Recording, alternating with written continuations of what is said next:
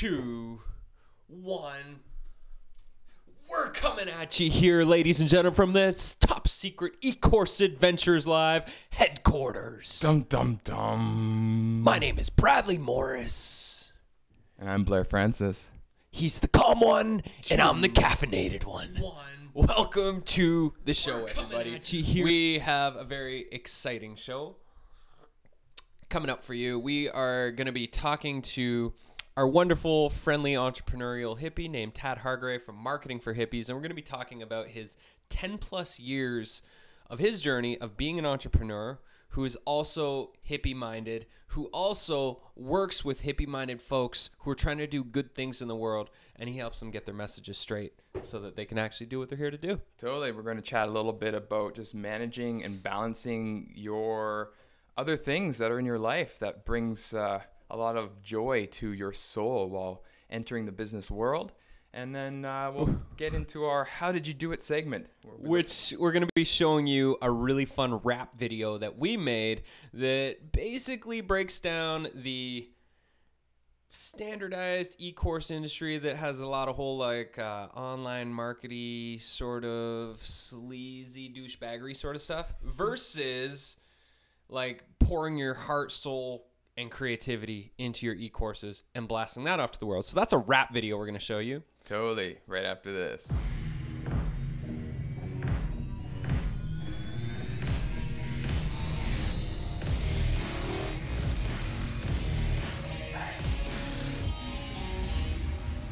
I love that.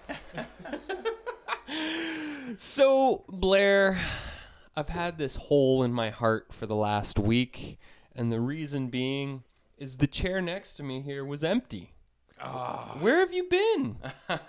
Yeah, I mean, I spent the last week working with my teacher, Robin Clements.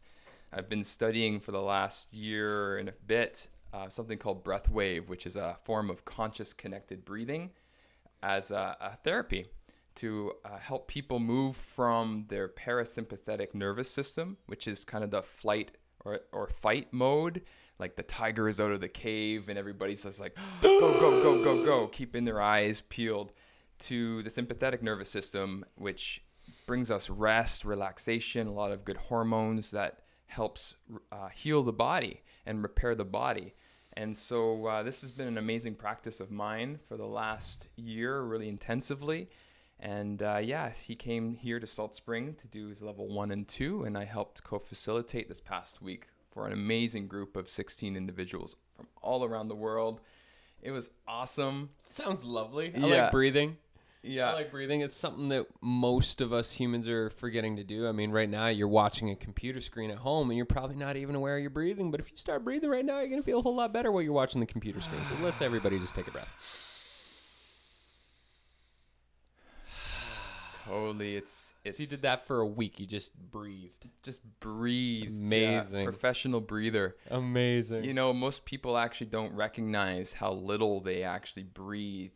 20, maybe 30% of your potential with every breath. And, there's this relationship of how we breathe to actually how we interact in the world. Some people have a hard time receiving. That shows up in their full breath. Other people have a hard time letting go. Yeah. And that shows up in their exhale. And so that's part of this therapy, is being able to help people relate to their breathing, which is just a simple thing. Well, something I find really interesting, and I used to, when I was teaching hundreds of meditation workshops, the breath was a huge part of that. And one of the things that I started pondering was, apparently we're accessing, 10 to 20% of our brain's potential right now.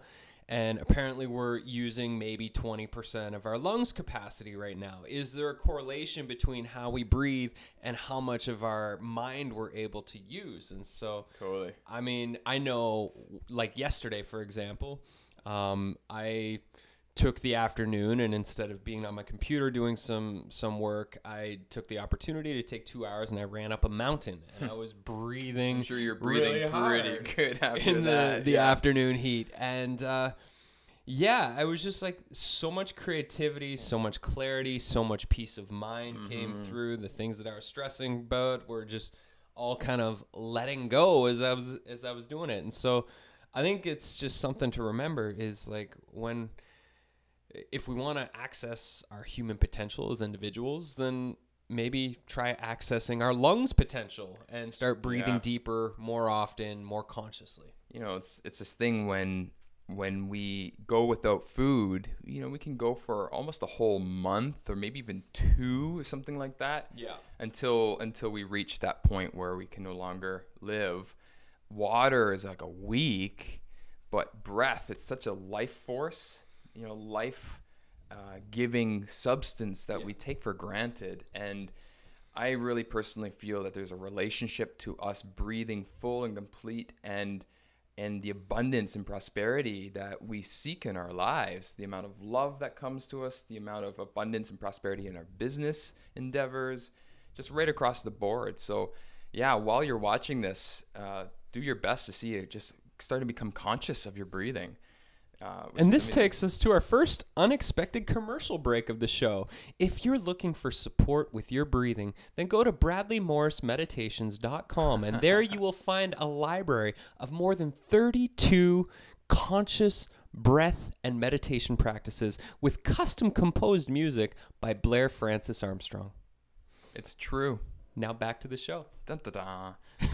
Yeah, true story. So Yeah. we've made dozens and dozens of meditation tracks using the breathwork, and That's how we actually met. using the music. That's where our relationship got started. Was Blair went through one of my meditation courses, and he's like, dude, your audio sucks, let me help you. And I was like, thanks, man, I really need help on that front. The first day we actually met was Brad was in Edmonton where I was living. And actually this is where our guest lives too. Tad is from Edmonton, so just a nice little segue eventually into that. And yeah, you came to do a breath session with everybody. We had like 100 people. I was doing live music. He was leading the breath. I have a video. Maybe I can find that and show a little bit later. I'll see if I can scour my hard drive. Wild one. Yeah, it was good. And yeah, and then it's just been, as they say, history since then. You know, at least that's what we say. Eventually they will say it, but for now we'll say it. I guess it's really the victors who write history, so we'll have to see at the end of time will tell. Yeah. But it really comes down to, I think the point of all this is balancing your work life and being an entrepreneur, how consuming this can be if we let it, and being able to balance that with the things that in your heart and soul are just so nourishing. Yeah. So nourishing. And so this is something that I spend time and take the time, and Brad holds space for me. Sorry for everyone that got the wrong link earlier. Yeah. That's just an example of Brad trying to hold space while I'm away for a week. How do I do this? And, you know, and on the flip side, you've got, with your golfing, a wonderful golf clinic coming up. Yeah. We moved to Salt Spring Island. That was a lifestyle thing. We moved from the city to Salt Spring Island, where we're now at 5.5 years ago. And, you know, for me, I originally moved to the West Coast from Ontario back in 2003 to pursue professional golf. And I took a bunch of years off while I was doing the meditation thing and didn't really have the money to play golf. But I got back into it a lot when we moved here, and I play like 250 mornings per year. Like waking up before the sun is up and being out on the course. Like today I was teeing it up at 5:30 in the morning. And my games got pretty good, and this was my first year actually playing a mini tour. I've played about a dozen tournaments so far this year, and I also teach. And so coming up this week, my buddy Isaac, who played a few big tours for about 8 years, him and I are collaborating, and he does something called the Golf Body Project, where it's golf and fitness, and he's also an amazing coach. And I've been developing my own programs called Inner Focus Golf, which is basically how I've brought my meditation work into my golf game. And this is how I've really transformed. Just a couple weeks ago, I actually tied my course record at my home course, which if you're a golfer, that's like, it's kind of a big deal. Those records stand for a really, really long time. And so for me, like with my golf game, it's all about presence. It's all about connection to my breath and my body and my target and finding that unity between all those things. And that's when I play at my best, is when I'm just fully in alignment with that. And so for all of us here, like these practices of meditation and conscious breath work, like all of these translate into what it is that we're doing. And for me, like the way I look at it is like, we're putting everything we can into eCourse Adventures to make this as successful as we can and to build the best business we can. But my fallback, like if this fails, I really don't care. Like I will become a golf teacher and I will play and teach just as I am right now. And so I'm building my golf teaching business as like a plan B if that ever has to happen, which I don't think it will. I think we're going to do pretty well here. But if it does, like, all right. And for Blair, like you got your music. That's your passion. You're still going to be a musician forever. It doesn't matter what happens with eCourse Adventures. And so that's the idea of like, we teach this in one of the first checkpoints of the great eCourse Adventures. Like, how do you live your dreams now? Before, when I was just getting back into golf, I still had no money. And I wanted to play, but I couldn't because I didn't have money. So I would go to these private clubs with my putter and a wedge, and I would just practice. And nobody ever questioned it. Or I'd go to the park, and I'd hit shots in the park when nobody was around. And that was how I got back into it. And so all of us, like, whatever that dream is that you're doing all of this for, how do you live elements of it now so that becomes a pattern and a habit? So important to be weaving that in now, because there is no other time than now. As you know, as all of our ancient wisdom teachings keep telling us, that it's now will just continue to evolve. The next thing you know, we're 20 years goes down the road and you're like, wow, I kind of miss that and I've kind of forget who I am. So that's just a big part of when we're stepping into this growth that eCourse Adventures is starting to show us at this point, that we're not forgetting that point and we're holding each other accountable as partners in this to continue focusing and spending time throughout the year to nourish those other parts of ourselves. Totally. Speaking of nourishing, what do you say we have a nourishing conversation with Mr. Tad Hargrave from marketingforhippies.com? I think Tad, are you with us in this happy new now? Great idea. Hello, sir. It is glorious to see a fine bearded man like yourself. Tad, it's awesome to see you. You too, bro. Yeah, it's been a while since you left Edmonton. Yeah, I know, right? You've grown your hair out since the last time I've seen you. Yeah. I hear you, brother. So, what took you so long? You've been doing marketing for hippies for over 10 years, and you finally just decided to, like, make that your brand image? Like, what was the turning point here for you? I don't know. Okay, on to the next question.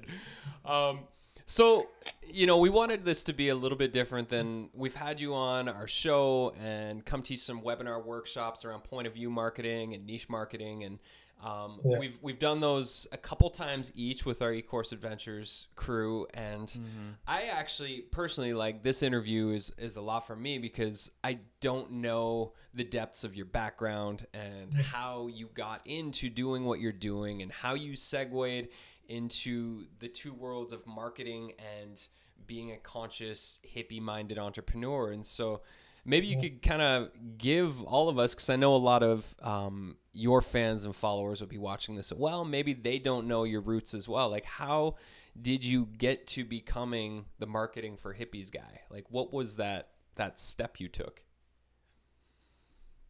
It's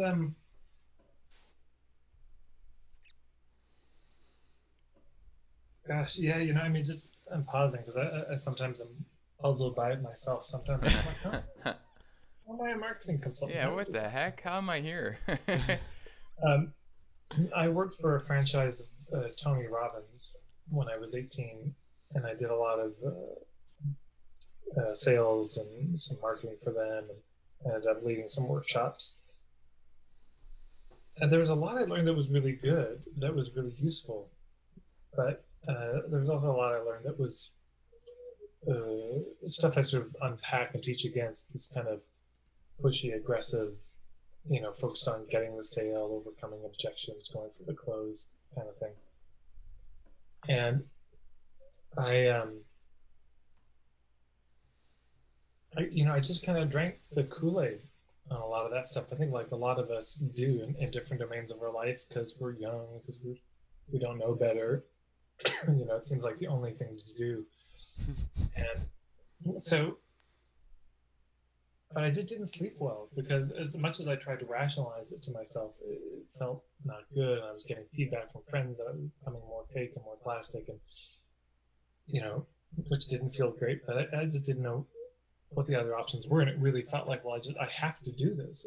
This is what works in marketing. And so I kept doing it, and then I ended up moving to Santa Cruz, and I worked with this group, Youth for Environmental Sanity, and did summer camps all around North America with them, and very environmental social justice kind of theme.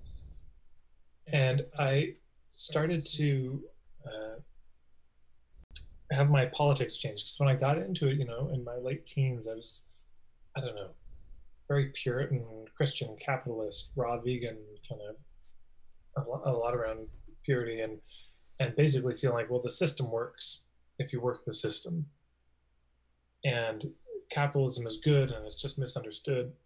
And then slowly over the few years of hanging out with these folks and anarchists, activists, I started to, well, maybe the system is mostly good, but it's got some issues, and we should probably address those issues, to really feeling like the whole thing is completely rotten and corrupt.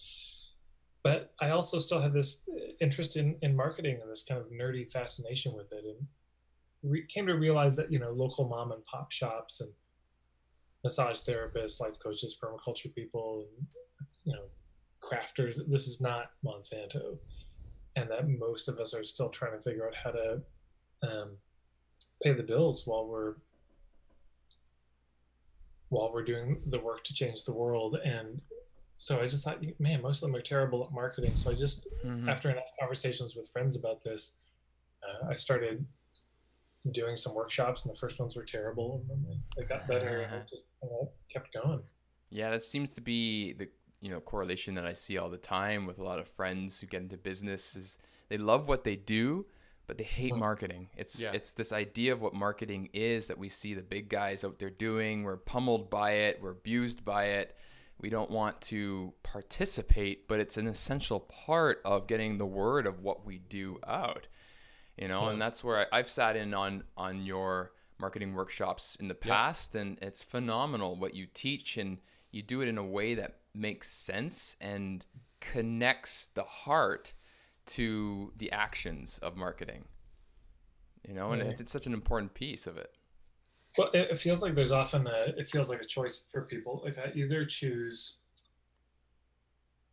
to do what works, or I do what feels good. Yeah. And it feels like a real binary oppositional arrangement of, if you do something that feels good, you'll be able to sleep at night, but you'll be broke. I mean, you'll get that feeling of vague moral superiority over other people. Yeah. But broke. Or you do something that works, but you feel so out of integrity, and you feel like then you're lying to people, or you're, etc. And so a lot of my work is trying to end that binary. It really isn't an either or choice. Yeah. Yeah. The one thing that really stood out for me that I still take with me wherever I go through what I do is the idea and the differentiation between the entrepreneur and the artist, and right, and how they interact with the world. You want to speak about that a little bit? Yeah, it strikes me that it's just that notion came to me around niching, and people sort of sorting out what their niche is. And it struck me that there are actually two different orientations to it. So if we imagine that one of the metaphors I use is, from my colleague Bill Barron, is if your ideal client is on island A and they want to be on island B, island A is where there's a problem or symptoms they're struggling with. Island B, there's some result they're craving. Your business is like a boat that can take them from one island to the other. So if you're a service provider, what you're fundamentally selling is the journey from island A to island B, from unhealthy to healthy, or broke to money, or whatever it is. But if you make products, and what you're selling is the boat, and they'll sail that boat wherever they want to. So it's a different thing, and that fundamentally, um, the artist, they start with what they want to make. So they're fundamentally really, it's like Van Gogh. He makes these paintings, and he just has a particular style, a particular aesthetic. And even though there's not a lot of interest, he can't help but doing what he does. Whereas the entrepreneur tends to start by looking at, well, what are people buying out there already? Where's the interest? What's the unmet need? And then thinks about how they could go about it. And so it works for both the journey or the boat. Yeah. The entrepreneur would say, oh, everyone's trying to lose weight, so I'll jump on the bandwagon. Or they might say, oh, everyone's buying Spanish galleons, so I guess I should start selling Spanish galleons. Or the artist would say, ooh, I really love helping people make this journey, or I really love making these boats, regardless of the interest. And so if you're starting from the artistic place of, I just can't help but do this thing, which is most of my clients, is you're doing some healing work and there's nothing else you can do. You should probably get a job. You should probably do something else. You just can't do it. So that's the artistic approach. Then the next thing you have to think about, if you're starting from that artistic approach, is well, who would be interested in this? Who else would want to buy this? And you have to get really specific about it. And if you start from the entrepreneurial thing of, well, no, I see that people want to buy Spanish galleons. Well, great. But what's going to stop it from just being a knockoff Spanish galleon like every other one? Well, then that's where the artist comes in and says, well, how do I make this unique and special and different? And there's no resolution to it. It's just, it seems to me it's a constant tension in business that's omnipresent, is between the artist and the entrepreneur. Because, of course, the inclination of the artist is to really hone down on a particular issue and to systematize everything. So if you do a show at the Fringe and it kills one year, you just do that show again next year, and then you keep doing it at the Fringe every year, like this one-man Star Wars show. And then you, not only that, you start touring it to other, not the Fringe, and you go to nerd conferences, and then you eventually franchise it out and you teach other people how to do that show, and they do it in their own countries and they have the rights to, what I'm saying? Like, that's the but of course that can be soul crushing, because now you're not creating anything new. Whereas the artist would say, oh, I do a Fringe show. It killed this year. Never do it again. I'm done with it. That was the past. I want to do something new. So it's always this question for a lot of artists of how commercial do I go? How much do I systematize and rework the material that's already worked for me?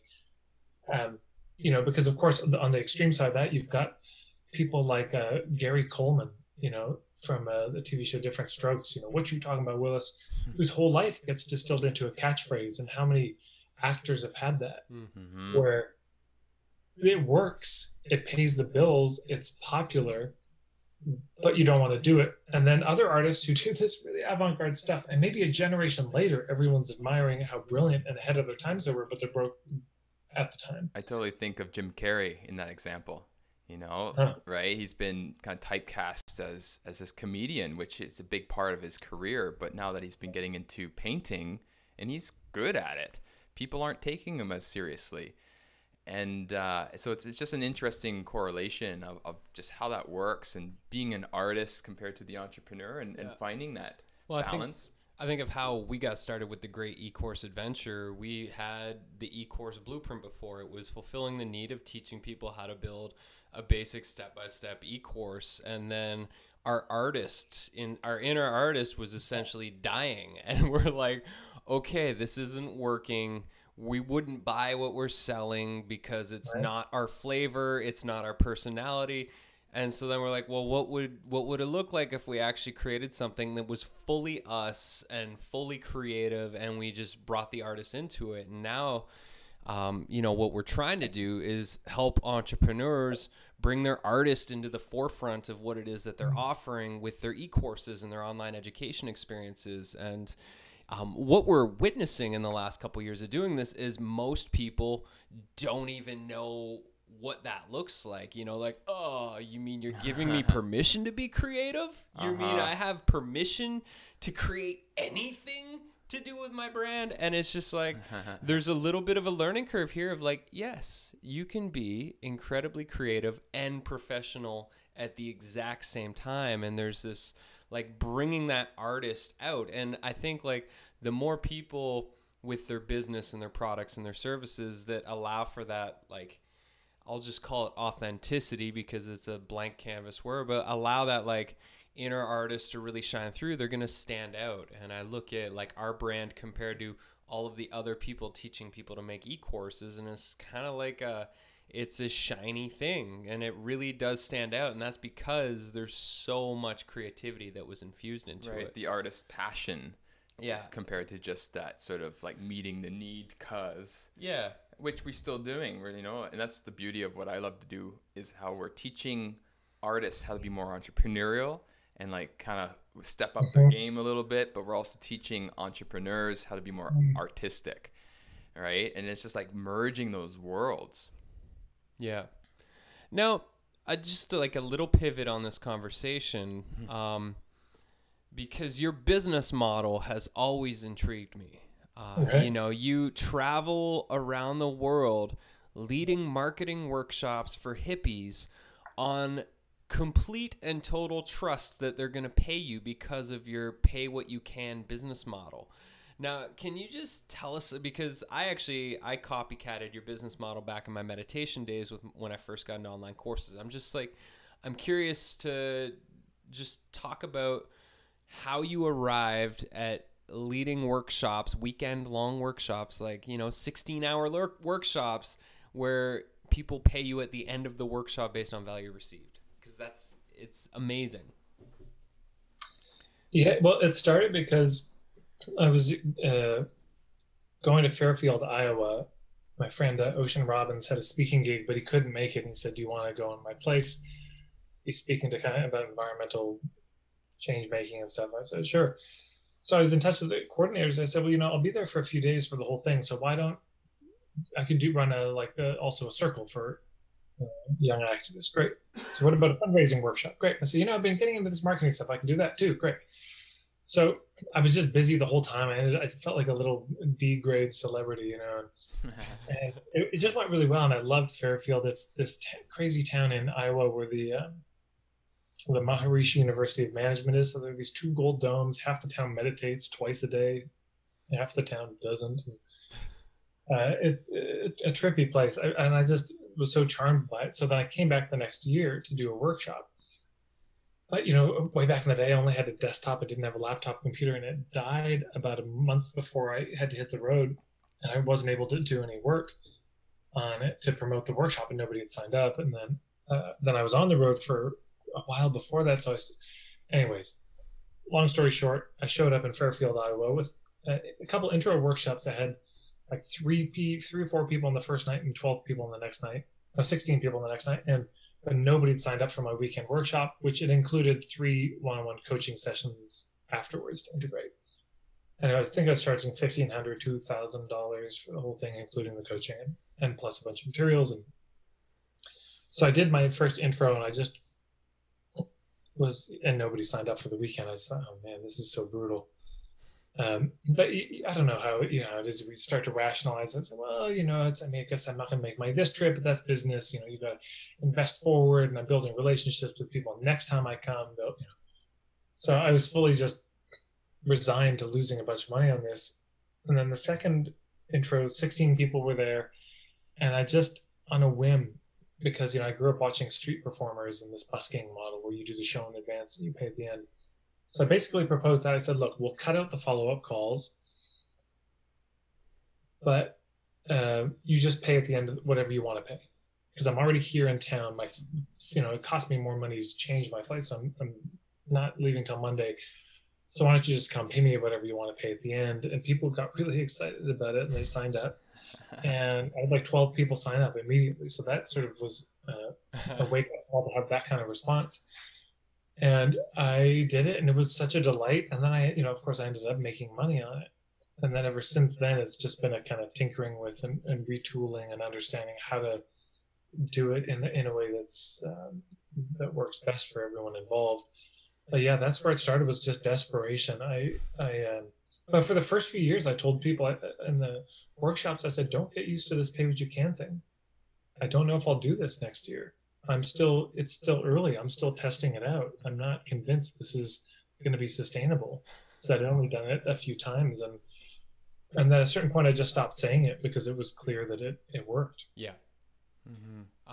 Now, what do you think about it? Like, what makes it work? I mean, that's risky business. Like, you just got back from a Europe trip, and you could essentially, go to Europe, pay for your plane tickets, accommodations, travel, all that sort of stuff, and people could just kind of be like, not gonna pay, Yeah.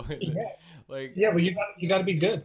yeah, True. It's the same with street performing. If you're not good, you don't get paid. yeah, That's how it goes. If the Edmonton Street Performers Festival was just here, and yeah, they pay their own travel, but they work so hard for so long. It takes probably a decade for them to build up a show that's really, really good. yeah, And that's just part of it. In the beginning, they probably keep their day job, but they pay their dues. yeah, And they get really good. And you just know if you get some good weather, a good crowd, you'll make some significant money. That's the whole art of it. So I know if I don't do a good workshop, I don't get paid, which feels proper in my mind. yeah, Why should they pay me if it's not any good? yeah. A little related anecdote or whatever is that up in Edmonton during the Art Walk in 2013, I kind of guerrillaed myself into a spot as a busker. And on the first day, I made about $650. I know, right? People were like, someone came up to me and was like, you should kind of like maybe take your money out of your little box at the front. It's starting to blow away. And I was like, what? So I looked around and it's just like this treasure chest. It's like, holy shit. Okay, great. Put it in my pockets and went up the next day and did the same thing. It was just one of those like, holy moly. Like you can really do this if you've got a good show in the right place. And it's just like cha-ching, right? The one thing I like about your approach to this is also that it works with your demographic. It's people who have an interesting relationship with money in the first place, and are kind of afraid to give away their hard-earned money because it's almost like a scarcity issue that I find a lot of people, even including myself, coming from that space, having to kind of develop a different relationship. Yeah. And therefore to sit on your workshop and like, well, if this guy's no good, I'm not going to waste my money, probably fills the seats. Yeah. It does. I mean, this is functionally what works so well, whether it's street performing or this or whatever it lowers the risk of taking the first step, which is one of the fundamental things marketing's got to do. Yeah. It's got to be easy for people to take that first step, because often if they take the first step and they find they like you, they'll spend more money down the road. But if they never take that first step, you're hooped. Yeah, that's why for the Great E-Course Adventure, we give a free 14-day free trial. Like I said free twice there. That's how free it is, folks. It's a free 14-day free trial.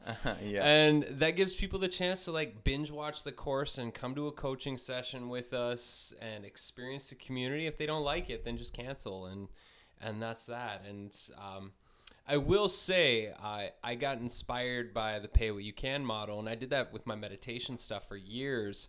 And there's something different when you have the in-person thing and people are accountable to you at the end of the workshop, and you're like, okay, put your money in your envelope, or you write a check, put it in your envelope, and you're like there. I had a sliding scale of like, for my one course, it was $1, $21, $57, and $108. And, 70% paid $1. And, I had probably 10,000 people over the course of several years pay that $1. But, and then like another 15+% probably paid the $21.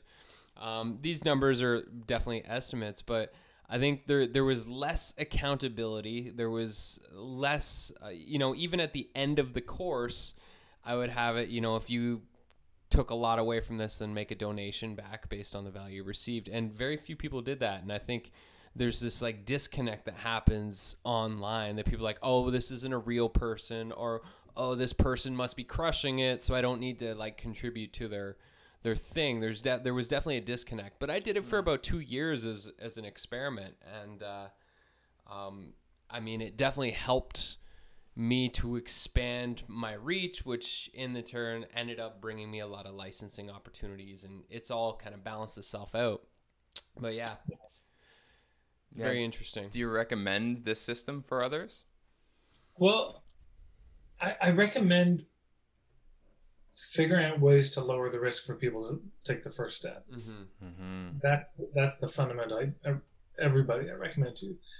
Pay what you can. I think different in different situations. I don't recommend it as a panacea, apply it all across your business. You know, I charge $300 an hour for focused one-on-one coaching. My ebooks, it's all a flat fee. My mentorship program is $400 US a month. So most of it's flat fee except the live workshops. And some people do it the other way, where the workshops would be the flat fee, and then all the online products would be pay what you can or slide scale. Yeah. So it's useful to think about what's an element of your business that you could do on this kind of a basis. But of course, there's also barter, there's sliding scale, there's gift economy. You know, there's a lot of ways to do it. I would not recommend people do it as for their whole business.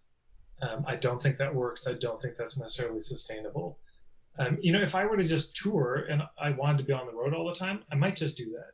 But there's all these other parts. I mean, I could do everything pay what you can, but it's just good to know that pay what you can has its own stresses for people. Some people actually prefer to pay the flat fee, because with pay what you can, there's always this: am I insulting them? Is this too little? Yeah. That's stressful. And it's, you know, so if you did a yoga class and it was always pay what you can, there might be people who don't come because it's pay what you can. Yeah. Right. I did. Or oh God, what if I'm only paying $5 every time, and now I start to feel guilty about it, like I owe them, so I'll just stop going. Yeah. Yeah. I did that with my meditation workshops. I led like 500 meditation workshops, and for a chunk of that time, I did by donation, and it was awkward, and I could feel the awkwardness of the donation part, you know, like some people would not know what to do. And yeah, I think you have such a beautiful way of communicating the pay what you can part. Like at the end of your workshops, there's no awkwardness. You really diffuse it. And I remember it was years ago now that I came to your workshop for the first time, but yeah, I was in a tight money situation at the time. And I just remember like you really diffuse that part of me that felt like I wouldn't be giving enough. And right. You also like called people that had their means, that if this was valuable to you, like pay what you would pay a professional. And yeah, there was an awesome, I can't remember exactly how you said it, but I remember I was really impressed and inspired. And that's why I went on to experiment with that as well. It's obviously been successful for you. Hey, I'm still alive and eating food, so that's good. I'm curious, like, aside from the model itself, what have you learned about humans and hippies in the process of, you know, like touring and doing this model all over the world? Like, what sort of lessons have you had, or do you have any good stories of experiences you had? Yeah, it's like somebody's mowing the lawn out here, so let me move where it's quiet. Just stick your head out the window and say, "Shut up! Do you know who I am?"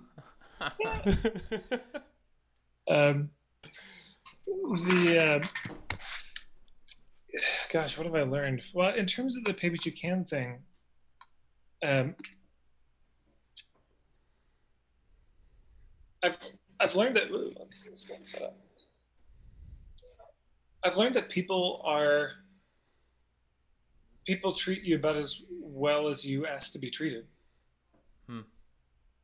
You know, if you stand up there at the front of the room and you say, "So thanks for coming to the workshop. There's a basket at the back. Put some money in. You know, if you want to, or not, or don't. I mean, just or take money. You know, because maybe you need it more than you know." If you come to the last place, that communicates that you've got no self-respect and no boundaries. People will often just treat you like that. Yeah.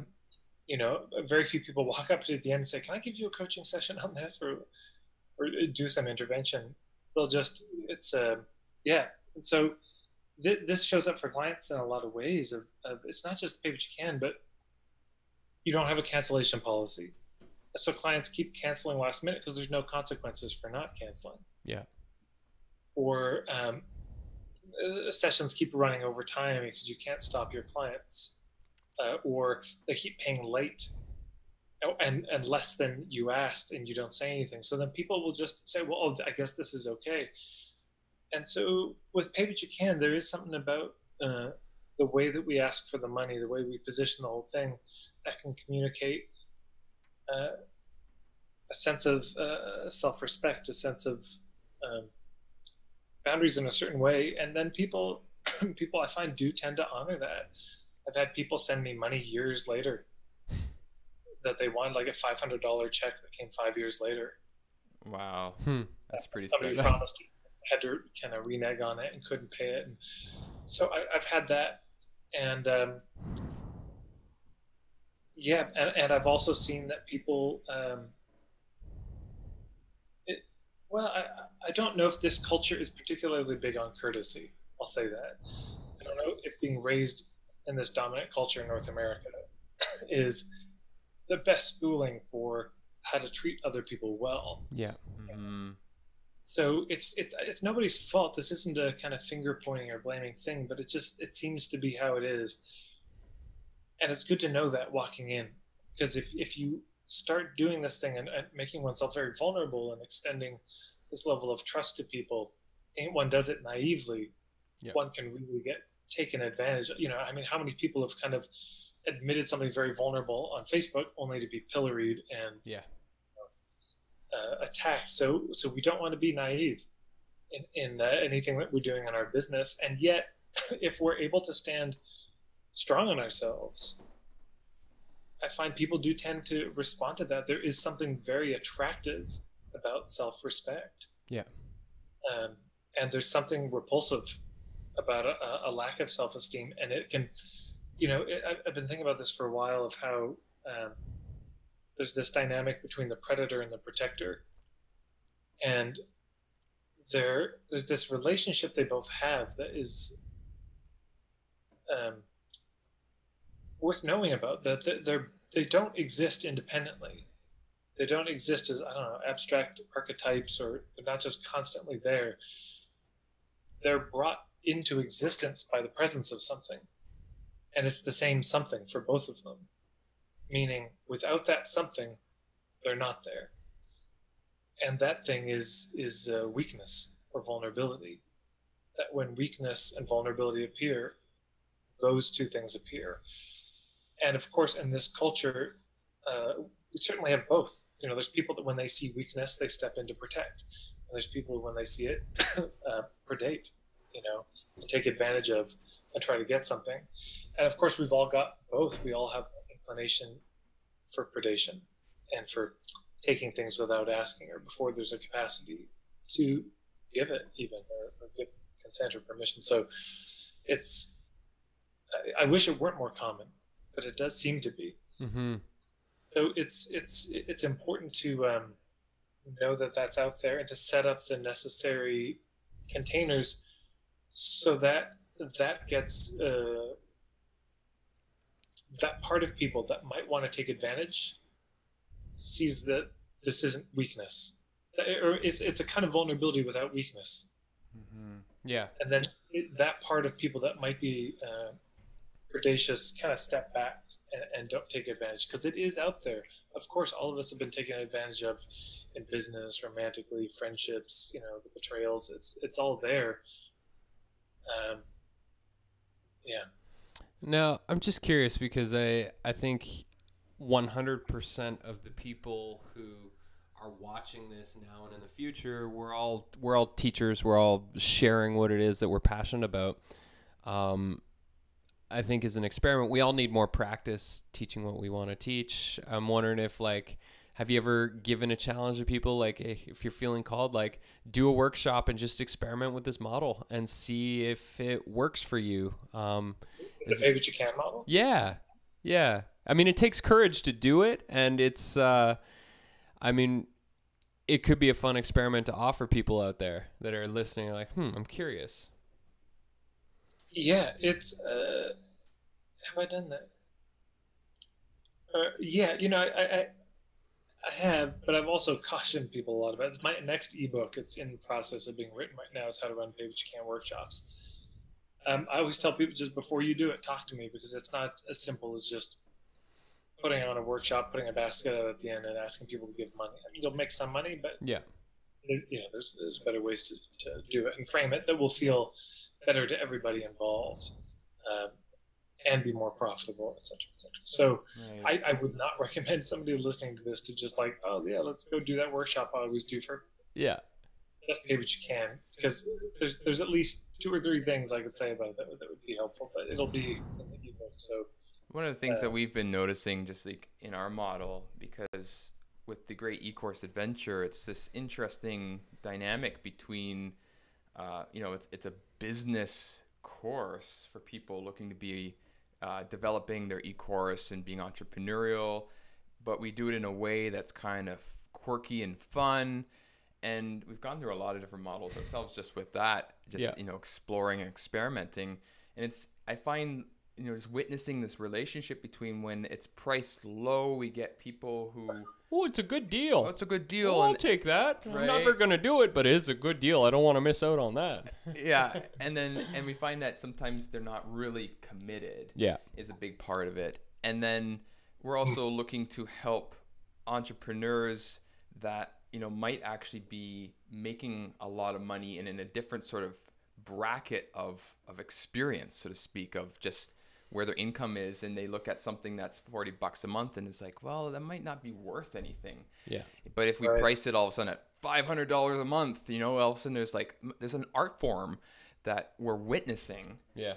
We And- actually just doubled our rates for a couple of our courses. Our free course, we just bumped up to $100, and our green screen magic course we just bumped to $200, and we're making sales on those, and we're just like, it just feels really good, and we're keeping the Great E-Course Adventure at the $35 a month range for now.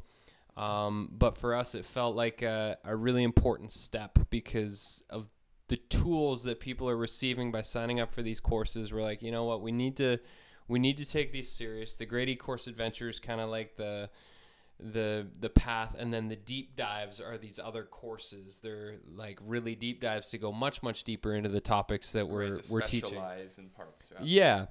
And it's we'd been resisting this for 2 years, like changing our rates. We've been like, well, let's just keep it the best course at the lowest price. We want to be affordable for everyone. Like that's like our heart really wants this to be accessible for everybody. And part of that reality, at least that we've been experiencing in the world, is like a lot of our friends, they don't have a lot of money, and it's like, well, then let's like keep it at $40 because then they can at least do it too.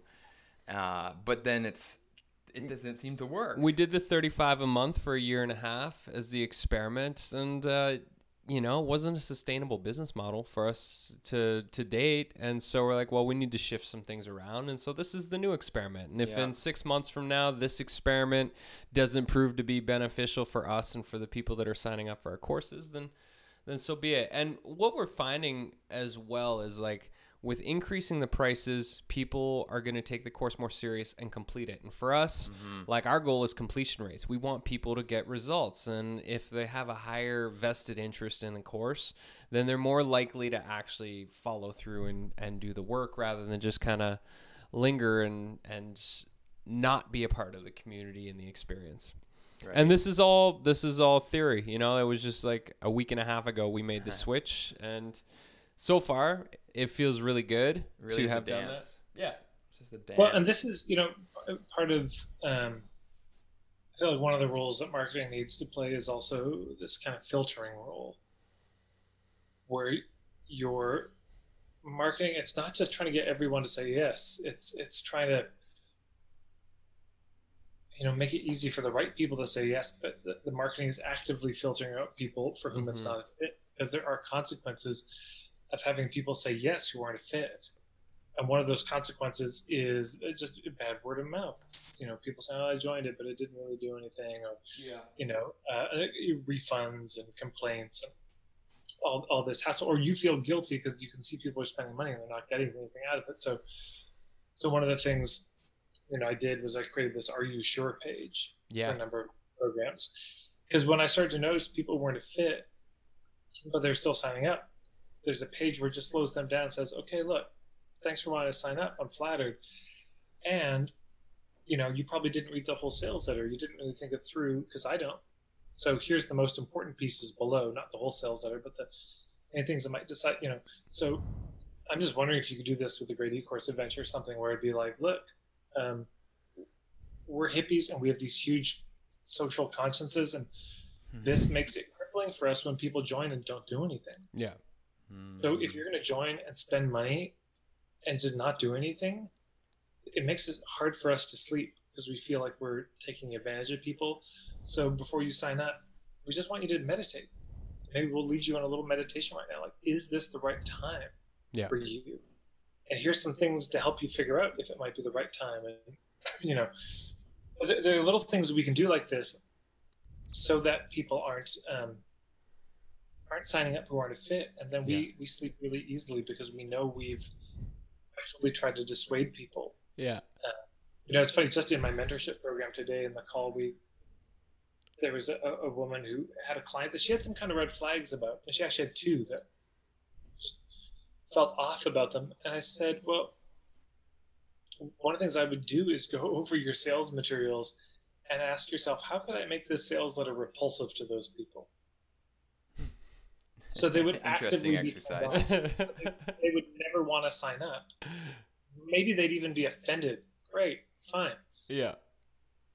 It's so funny. We actually, this idea of the Are You Sure page, we were at a party a couple weeks ago, and a guy came up. He's like, hey, you're Brad and Blair from the Great E-Course Adventure. We're like, yeah, who are you? He's like, oh, yeah, I've been in the course for 9 months, paying you guys $35 a month, and I haven't done anything. I'm like, what are you doing? He's like, I like what you're doing, but I just haven't had the time. And he just keeps paying us every month, and like, come on, people, just like do the work. It made us start to wonder how many people out there are doing that.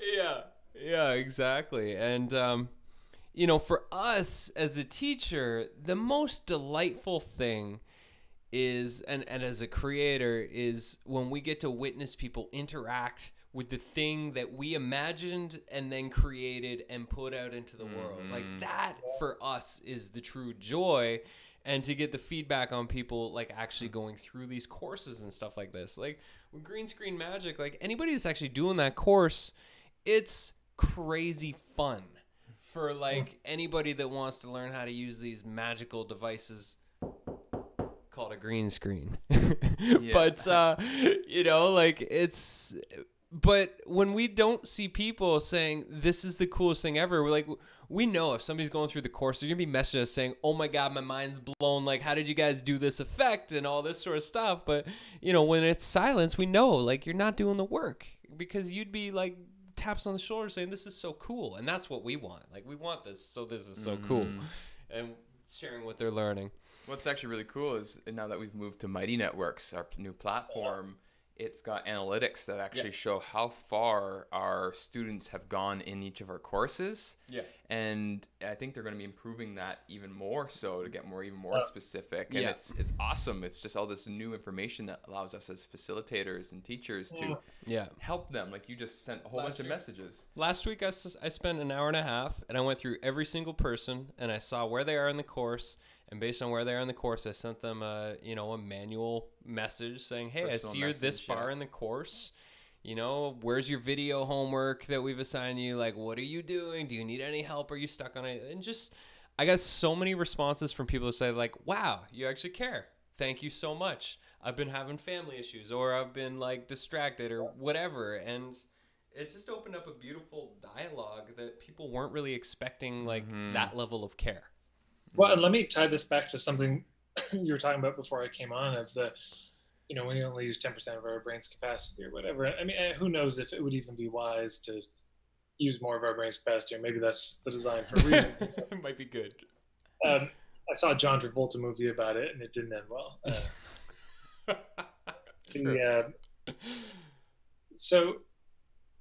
But customer service is marketing. It's just to consider the dynamics of word of mouth. Word of mouth, people rave about things because they got a good result from it. I mean, if you eat a sandwich and it's really good at this deli, you know, like, oh my God, this is the place to get that sandwich. I mean, the result was delicious sandwich. But, you know, as we've had many conversations about with e-courses, it's do they finish the course? Do they get the result that the course promised? Because if they get that result, they're more likely to, or any software, it's the same thing. Mm-hmm. Most people use a fraction of the potential of the software. And if they understood the software better and all the things it could do, they'd probably be getting better results from it and raving about it more like, oh my God, did you know the software can do this and this and this? And I had no idea. Yeah. And so ipso facto, you know, I remember hearing about a software company that for their marketing, they spent their marketing budget on the customer service. And very similar, they would reach out to their customers and just say, hey, how's it going? And what are you using the software for? And did you know it could do this? And just helping, Yeah. you know, and being available for this all the time. And so what that meant was when their customers would call them, you know, they were available and they learned how to use the software better, which meant they wanted to, instead of jumping to another software, they kept deepening and they really built a relationship with the company and raved about how good the software was. So it's customer service is not this separate thing. Yeah, if people are getting more out of the program, if it's been more useful, they're getting more results and they can see, yeah, the people care and the word of mouth is going to be better. And that's most of marketing is getting the word of mouth going in the right direction. Totally. So as a solopreneur, I mean, you were solo for a long time. I know you have an assistant now who helps out a lot. Like, as somebody who's like just, you know, they're trying to wear the marketing hat, they're wearing the service provider hat, they're wearing the customer service hat, like all these different hats. Any suggestions for people on like how people doing all the hats can just up the game a little bit? Yeah, well, I mean, the first thing is to have a really simple business model. I mean, and this gets back to what you were talking about earlier around this lifestyle piece. Don't have a crazy business model. Don't keep inventing new things all the time, because this is what often happens for entrepreneurs is they keep inventing the new product, the next launch, the next thing. Each one of those things requires so much effort. You know, it's like a rocket ship getting up into space, you know. Most of the fuel gets used just to break the gravitational field of the atmosphere. Or airplane, similar kind of dynamic. Once it's in the jet stream, it's smooth sailing, very little fuel gets used. So to create a new thing, that's so much work. Yeah. So it's much better to have a very simple business model that is you can just kind of repeat it, rinse, repeat, rinse, repeat. You know, it's funny. There's a woman who was in my mentorship program. She's a homeopath, and we were talking. She had a retreat in my living room. I said, "Well, so what do you want to specialize in? What are you best at?" So helping people with the autoimmune diseases. I said, have you ever, and you know, of course this is a big thing and there's a lot of risk for people and why would I hire you? And so I said, have you ever done just an intro workshop just about your perspective on autoimmune disease? She never had. I said, great, yeah, you should do an intro workshop. Like it's like 3-4 hours, something, just really give it to them, let them know how you see it. Yeah, and again, lowering that risk that you're not going to commit to someone that might not be really, in alignment. And so she said, great, I'll do that. And then what topic should I do next month? And I looked and I was like, the same one every month, at least 12 months, you know, but that's the inclination. That's, well, what's the next thing? Yeah. Well, the next thing is that thing, but it's better. It's making it better. Like, you know, in Tai Chi, you know, it's, I remember Tony Robbins talking about this, but there's some grandmaster who's like, there's like these 5 moves. People always be like, great, what's the next move? Be no. That is the next move. The next move is you do that, but you feel different inside. So similar in business, you want to have a very simple business model and you keep working that. Yeah. You know, and deepening that and making that more successful so that you're not doing customer service on a million different things. Yeah. You keep resystematizing things to make it simpler and easier and better, and you keep filtering so that you don't have to do it as much troubleshooting customer service because the wrong people got in your program. So you filter those people out, and pretty soon everyone who's in your program should be in your program. They're the right people, and you make things easier. You know, I'm sure you two are just tinkering nonstop on these things to, well, we should put this link here and this link here and make it more obvious here and give a feedback button. You know, you keep doing those things and it becomes easier and easier. But if you're always doing a new thing, you don't ever have the time or the space to do that refining and tinkering. Yeah. You know, Really, I did it's my the power of workshop. commitment. Yeah. The power of Sorry? It's the power of commitment, and how that really translates to long-term success. And for course creators, this is one of the reasons I'm pretty stoked on Mighty Networks as well, is like for us, we're building a network where all of our students will be able to upload their gamified, themified courses and that. And it's so easy to build courses in Mighty Networks so you don't waste any time on tech. You just upload a course, and that the entire like umbrella of e-course adventures and all of the courses and all of the individual communities within those courses are all under one place. So it's like I get the notifications for all of those courses and all those communities all under one roof. Like I'm no longer on Facebook, I'm no longer on any other social medias. It's all just under like this e-course adventures space. And so for me, it's like it allows us to just focus in on this one URL, and everything lives there. You know, our blog's now there, we share these shows there, like it's all just there. And it's for course creators, it's a pretty cool opportunity what they're building. And we've been consulting with them for, I guess it's been 5 months. They just launched the course builder, and what they're coming out with over the next 12 months is going to be really exciting for people that want to build the community and courses. Yeah, Tad, this has been great. I know we're at the top of the hour, and we try to do our best to keep this conversation, you know, somewhat short for people to digest. I want to keep talking, though. I know, but we're going to have to do this again. Yeah, there's so much to chat about, you know, once this conversation's going, and just to be able to pick your brain. And I know we barely scratched the surface on hardly what you've learned in the last decade of hippie marketing. But so we'll definitely have to get you back on the show. Yeah, just to connect. But you know, so everybody, if you're into Tad's work and his philosophy, and just go to marketingforhippies.com. Is that correct? Yep. 100% get on the email list. Tad sends out the best newsletters that are marketing related, as well as just like inspiring videos and articles around activism and like how to get more involved in the world for things that really matter to you. Like such a well-rounded, awesome newsletter. So you're like, as far as people who are devoted to the craft of serving their audience, Tad does an amazing job and demonstrates it well. And you can tell, like, you know, like with your newsletter, Tad, like the people on the receiving end of your newsletter, how often you're thinking about them and thinking like, oh, this would be really valuable to them, and I'm going to send this out because people appreciate it. And you do such a good job at that. Yeah. Before you go though, Tad, I know we haven't actually put much focus in on the chat that's going on in the background as well. So I just want to honor here one of these questions from Christine. I'm a manual therapist, and today I had one cancellation last minute and a no-show. They both offered to pay, but I said no problem. Let me know if you'd like to reschedule. Your thoughts? Yeah, she's teaching people how to disrespect her. Is the bottom line. I would say a cancellation policy of if you cancel within 24 to 48 hours, you pay the full fee.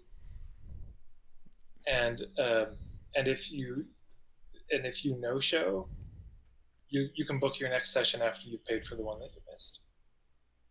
It's so important. I mean, I admire the generosity. I don't know if that always brings out the best in people.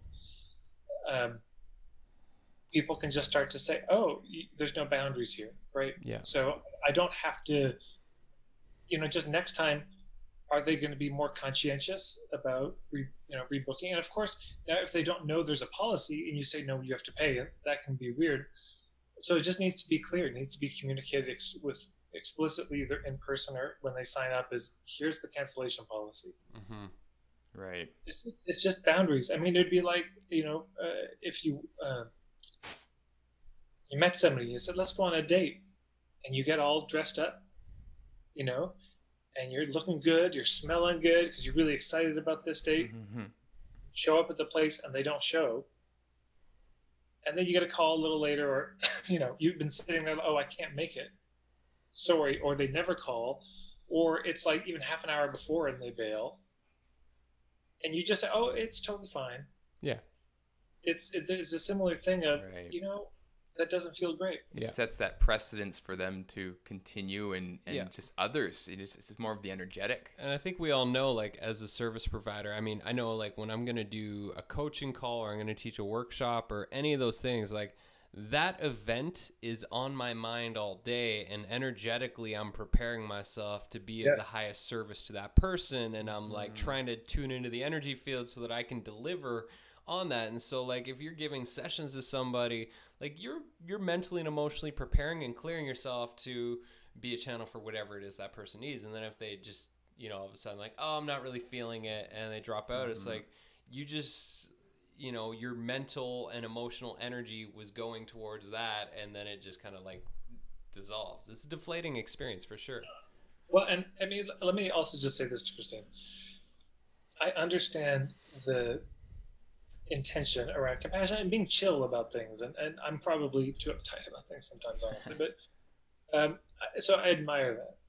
But here's also what I'd say is the thing that makes us human beings is consequence, and we walk around feeling so insubstantial. There's an epidemic of people feeling like they don't matter, and matter connected to physical matter, mother, meter, measurable substance, with limits to it. And people feel like they don't matter. And part of this is because there never end up being any consequences for what we do. And so I remember I did a paper scan, just to tie back to the paper scan, I did a paper scan workshop, but I thought, what I'll do is I'll send people the video in advance of all the content, and then you just show up and it'll be a day of Q&A, which is more fun for me. So I set that up. It's in my living room here, where you're watching, and people sign up. And there were 5 no-shows, which is very high. I did it twice, and there were 5 no-shows on both days out of 10. So half the people no-show. And I realized what it was is because they got the video in advance and because it was pay what you can. I ended up writing a really big blog post about this, which I sent to everyone. Just detailing, when you no-show, there are consequences to this. Number 1 is maybe I designed the workshop for 10 people, not 5. And so now I can't do some of the things. Number 2, I wait. Because maybe you're late, and if you didn't let me know you're not coming, or I'm not checking my email because the workshop's about to start, now I'm waiting. So now the workshop starts late. Number 3, I start the workshop deflated. Because just as a human being, I was expecting this. It was different. I'm a little disappointed. So now I have to get over that. Number 4, I make less money. You didn't show up. Make less money. Number 5, somebody else might want the seat. But because you bailed like this, now they didn't get to go. And somebody got turned away potentially. So I wrote this up and I sent it to all of them who didn't show up. I said, I just need you to know, this isn't neutral. You're not showing up. Some were a little defensive, and some were, I can see how that would have ruffled a few feathers. I love it. Yeah. But Ruffle it's real. on. It's so real. Yeah. It's true. So it's good for us to stop pretending that there aren't consequences on us for these things. Because consequence for Christine is, everything Brad's saying, she's getting ready. Her time is now wasted, and somebody else might have wanted that session. She doesn't make as much money. Maybe she's renting a space, and now that's actually out of her pocket. Yeah. Or you could have went to the beach all day. You could have got up at 8 a.m. and went to the beach. Like, it's summertime. Your only session that day. Yeah. And otherwise you would have rescheduled your day entirely differently. Yeah. Maybe there are friends of yours who need your support, and you couldn't be there for them. It's good to get real with ourselves about what the consequences are. Yeah, totally. It's a good lesson on boundaries for sure, so everybody listening and watching this maybe later down the road, just reflect on how you could possibly improve the boundaries that you have in place. And once we set that motion, and that message out into the world, it's going to reflect back. Yeah. And just to be able to witness how that's going to change your experience. Totally. Yeah. I am definitely, like, now that I'm a dad and we do so much stuff with work, like, I am so protective of my time. Like, my time is so valuable to me that I don't want to waste it. Everything I'm doing needs to feel important to me. Otherwise, I'm not, like, I don't want to be there. And if I don't want to be there, like, I'm not going to be there. Yeah. And Yeah, I was just gonna say, and then speaking of boundaries too, we try to keep this, you know, within around an hour. Right. So we're gonna cut you off. We're gonna cut this off here so we can complete, just to respect the boundaries of our listeners. And yours, Tad, because we said we were gonna be here for an hour, and now we're an hour and 11 minutes. You from going to the beach. You should be at the beach 11 minutes ago. So, Tad, we're definitely gonna bring you back. Thank you tomorrow. So for all the people that are on Tad's email list, you would have received an email today that we're doing a private screening of our outer space themed adventure on the art of e-course creation. We're going to teach you themification, gamification. We're going to teach you to create worlds, and our philosophy on what's, you know, bringing a lot of success our way, and really is just a new trend of relating with students over this medium, you know, called e-courses. We're stoked to see you there tomorrow, Tad. And awesome. Yeah, else. Totally. Yeah, thank you so much. All right. Marketingforhippies.com. Peace Ladies and and gentlemen, love, brother. Tad Hargrave. All right. All right. It's now that time of the show that always follows our interviews. At least it has historically. The How did you do that? Where we show you how we created one of our crazy scenes or video lessons from the Great E-Course Adventure or something else. And today, for the How Did You Do That section, we're actually going to show a rap video that we made. Yeah, so this is something that Brad came up, this idea. He wanted to do some more interesting marketing than what's usually out there. And so, yeah, he approached me, you know, it was like last summer. Yeah. And that he wanted to do this rap battle between, you know, these two characters, you know, Brad in kind of more real life, and this character that's part of our Great E-Course Adventure, Slick Rick, who kind of represents that shady side of marketing. And yeah, they're going to like bring it and battle it out. So I'm just going to switch here my screen, bring it over, and yeah, so here we go. So we're going to watch it. It's just 3 minutes long, and then we're just going to chat about the experience and then try to finish up here in the next six minutes or so, just so if you're listening. Here we go. Ladies and gentlemen, welcome to the epic E-Course rap battle. Slick Rick versus B-Rad. Begin. Step right up and learn my new blueprint for making 6 figures faster than you can think. Come on, Slick Rick, you're making me feel sick with all of your schemes for getting rich quick. Don't listen to him, he's just a jealous Scrooge. Now pay attention, and I'll tell you what to do. So first things first, you gotta make a course. So slap together a PowerPoint and PDF resource. Come on, Rick, that's your advice? To make a half-assed e-course without thinking twice? The name of the game is to move your students forward, so you better get creative or they'll quit cause they're bored. Forget that guy, he's a wiener anyway. It's time for the best part, how you get paid. So here's what you do, you slap a big price on your course, because they'll think the value must be worth way more. In the art of douchebaggery, I understand your game, but it's moves like this that give e-learning a bad name. Aw, you're gonna make me cry, but if you follow him, your business will die. So let's move to the third thing that you will need to do. Build your lead magnet to attract people too. You gotta promise big with the free thing as your bait, then upsell to your paid course that you create. Well, the first thing that I'll say is these are people, not leads. So rather than manipulating, delight them for free. If you focus on service and giving value up front, then they'll know if they like you and what you do is what they want. Sounds like a winning strategy for a loser. Whatever, Slick Rick. Whatever. Once you flush them down your funnel and give their gift at no cost, send a ton of emails till they buy or get lost. To ensure they buy fast, you gotta play on their fear. Make them feel like a loser if they don't buy now and here. Or instead of that strategy, you can play the long game, which is to create amazing offerings that give you a good name. As people's lives change and word starts to spread, you'll be a trusted leader rather than him, whose reputation will be dead. Whatever. So this brings us to my one final step. Sign up for my e-course and I'll show you the rest. For one easy payment of $9.97, I'll lead you myself to 6-figure heaven. But you need to act now cause there's limited space, and I only work with people who take action today. Bravo, Slick Rick. That sounds like quite a deal, or perhaps I should say, more like a steal. So with all this being said, it's time to choose your own fate. Do you follow down Rick's path, or do you make something great? That's the worst advice I've heard in all my time, cause you're a loser if you don't follow mine. Peace out. Thanks for the epic e-course rap battle, Rick. Good luck with your online business. Nice.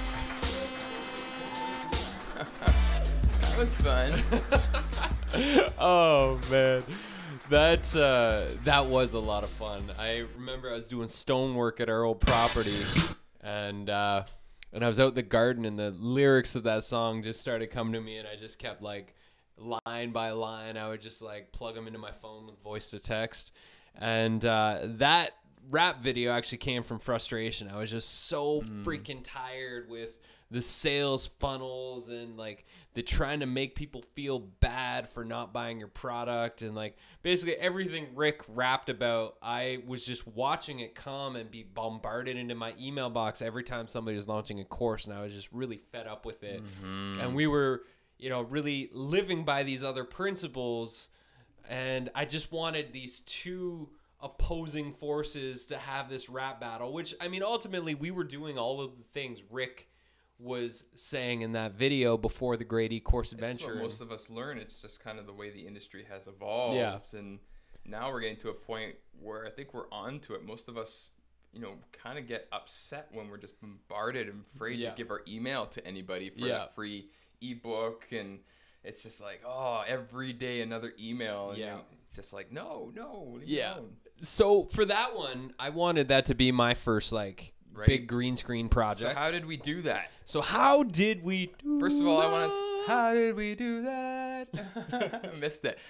You know, at first I want to say that was really good. You know, since we've been working together, you've been learning so much just through being around, producing things with me, right? And the Great Blair Dini's a good man. And so that was your first attempt at a multi-layered green screen based production. Yeah. So first I'll start. The way that we did the music is like, I had the idea I wanted to do this video, and I wrote the lyrics. I had the lyrics in a Google Doc, and then I found a beat that was not the beat you hear in that through Audio Jungle, and I basically did a really terrible, rough first draft of the rap where I just like recorded the sound, and I did the rap, and I was like, Blair, here's the rap I did. Will you help me do this? And we literally like, he was like, sure. He came over, and we found the right beat that you hear in that. Yeah, we produced the music for you. In like a few hours, like less than a few hours. It took like a few run-throughs, and we had what you now see there. Just a basic beat to be able to let you rap over. And then we recorded his rap as if you came to the studio, you know, except my recording studio for audio, and we recorded you on both characters. We put it together so that the audio track was separate. Yeah. And then it came to recording the video. Yeah. Right? The actual music video for that track. And if you notice, when I'm holding the mic, this was Blair's idea, I'm holding the mic so my hand's in front of my mouth, so you couldn't tell I was lip syncing as much. But, you know, if you're really watching, definitely room for improvement. And these are the attention to details that we talk about a lot in green screen magic, because the magic lies in the details. So, you know, for myself, just because this is my profession, you know, I could really see that, and it stands out, you know, that room for potential. So Brad, you could have really done a little more work to just sync up. Thanks, man. Well, I think like definitely what I see here is like my color blending was not there. Like the lighting, like you're sunburnt. Like a lobster. Well, what do you think Rick does? He sits on a beach in Mexico and drinks margaritas all day, every day. So he is sunburnt. Yeah, little things like that. Because even now, when you look, if you're watching this and not listening, you can see like our skin tone here, us live now, and the colors up top, and it kind of looks, it's a little distracting. Yeah. Right. And so that's just, you know, a few more things, just get into your color hues and stuff like that. Does this look realistic to me? And then the stage behind there, I built that. So I got the actual like staging background from Adobe Stock Photo. I looked for like stage or whatever. We found some speakers. Yeah, those were PNG files that I got that I just literally stock footage. Photoshop those in. Same as the slide projector there. I just popped that in myself. Yeah. The 2 lights up in the top corner I added myself. And there's a shot here like of me in the background DJing just to bring some realism. So these are all separate layers. You know, we shot Brad individually. Right, so you rapping to your part, then he dressed up as Slick Rick, and we recorded that. Then we did a shot of me just kind of in the background by itself, and you learned to kind of play with perspective to make that look right. Yeah. In the background, just relationship to the size of me, to the size of your speakers that you wanted. And then Nate at the beginning, he's a buddy of ours. He wanted to get into some video stuff, and he wanted to come hang out with us for the night that we were shooting this in the studio, so we gave him a role. And we actually had if you play the beginning again, we had a mattress off to the side where he dove off the stage, and he actually landed on a mattress just off. Yeah, here, let's cue it. E-Course Rap Battle! Slick Rick versus B-Rad! Begin! So he literally like went flying off stage into a mattress. Yeah.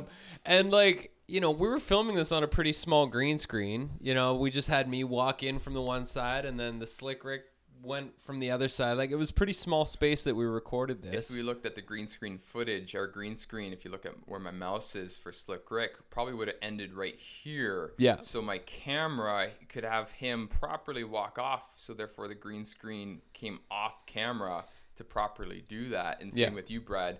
You know, here was probably the edge looking at way. And then, where your sight lines are, because when you're watching it, like, hey, wait a minute, it actually looks pretty good the way we sight lined it. So we're looking at each other when you're doing your disses. So, good job, man. I had so much fun doing that. And I think it might end up being something that we may end up redoing in the near future for promotional pieces, because next week we've got some special guests. We have Erin Athene, and she has a web development and app development company called ep5, and she has a business partner, Jessica Jobs, and what they're doing is really cool. We actually just signed up for their 8-week course, and basically they're helping consistently again and again and again help people's websites convert at 20 to 50%. Incredible. Consistently all the time. And so we're signing up because we're doing our e-course adventures rebrand, and we're like, well, let's dig into this. So they're going to help us with our website, our new website that we're building with the new brand, and our new opt-ins that we're going to be doing. And I mean, we're going to be converting it over 20%. And so next week they're going to be our guests. They're going to tell us some of the things that they're doing to get these conversion rates, and tell us some stories. It's going to be so good. And they may have some spots. If you want in and you're watching this right now, shoot us an email and we can introduce you to them, because their next workshop, the one we're in, starts tomorrow.